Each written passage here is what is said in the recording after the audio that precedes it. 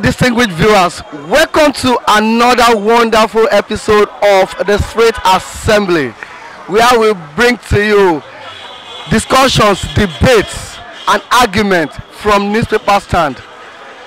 Today, March 18, 2019, is another wonderful day to meet with distinguished legislators on the streets. And here we are in Tinubu Square area of Lagos State. And as we have on the Daily Independent this morning, federal government yet to remove value-added tax in air transport 9 months after decision. Bengadade makes U-turn, agrees not to join APC. News that have let PDP quits politics fake. Former President Goodluck Jonathan. It won't help you rig. Presidency tells APC governors, ask them to work hard and their people's votes. APC alleges fraud in Bauchi, Rivers, Kano, Sokoto, Adamawa, and Benue. Says PDP Yakubu Dogara and Ines Okoye are friends. Why? All substantiated allegations have legal consequences. Army replies generals in fresh shake-up. Where we've not allowed Atiku inspect election material. Nigerian Tribune, South, Southeast senators elect battle for minority leadership seats. APC rejects INEC report on Bauchi Rivers. I know nothing about Sugar's death or your house chief whip. Daniel's loyalists want him in APC. Those are twisting stories from today.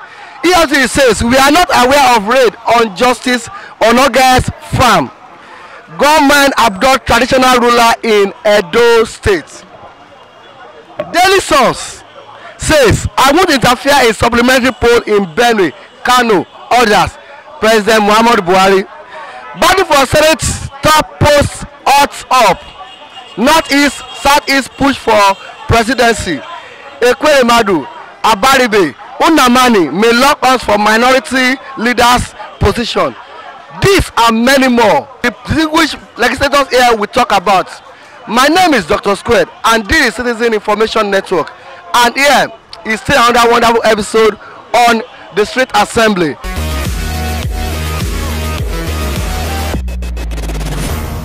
Welcome back. Still on the Street Assembly here in Tinubu Square area of Lagos State.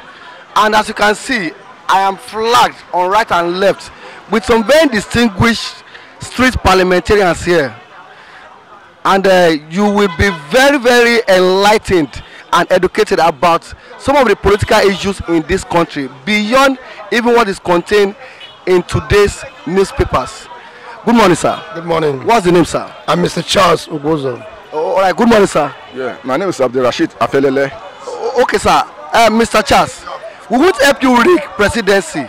We won't help you rig. Presidency tells APC governors. What's your take on this? Well, I would say in this, APC is good. But for what they said in the paper, my own opinion, I don't welcome it. Because what happened last time may happen again. Because of people says their own opinion between what they are saying. But to me, I will advise the federal government to take care, reason very fine, so that the public will not be deceived anymore. Okay, sir, what is your take on this? President tells APC governors we won't help you rig election. He asks them to work hard and their people's votes. And even APC alleges fraud in Bauchi Rivers, Kano, Sokoto, Adamawa, and Benue elections. Even he says PDP's Yakubu Dogara and Ines Okoye are friends. And the INEC is saying, wide, all substantiated allegations have legal consequences. What is your take on this? Well, definitely, I know Mr. President for long. And he has maintained his integrity. And I believe 100% that integrity will be still maintained. Mr. President and the leader of APC will not allow any rigging. This election we had just few weeks ago, there was no any rigging. And on the particular of the Rerun election, I'm very sure what APC will do is to work very hard as they did in Ekiti. In Ekiti Rerun, there was no any rigging. They just go and meet some people they know that can support them to win, and that's not a rigging, and it worked out. And I believe 100% that Sokoto and Kano State, APC will do the same thing. They will work very hard, they will mobilize the people, and they will come out and encourage people to vote. And definitely APC will retain the Kano and Sokoto. I'm very sure of those two states. So in type of rigging, let's forget it. APC or Mr. President will never allow any of APC candidates to rig the election, because for many long years he has maintained integrity. Even though the PDP leaders, they know of Mr. President as integrity, man of integrity. All right, Mr. Professor, do you share the same sentiment with him? Yes, I will. Oh, okay. In this issue, Mr. President should take care. And what happened to Ekiti? APC did not rig any election, if I may say. But these few ones coming up, let them be careful to make sure that we no rigging in the election. There is an headline here, and which says APC rejects INEC report on Bauchi Rivers. What's your take on that? I cannot say anything of that, because why I cannot say the reason they reject the rigging in the election. The reason they reject the report on page 2 here is now they said the All Progressive Congress at the weekend reacted to the decision by the Independent National Electoral Commission to complete the collation of results in the governorship election in Bauchi State tomorrow, and issue timeline for the completion of the processes in Rivers State. That is what the APC National Executive Committee is rejecting. That they reject the INEC stand on Bauchi and Rivers election. What's your take on it? My take is that I don't see any reason INEC will give us now, when they have already said they are being rerun, and suddenly just make a U-turn. For what reason?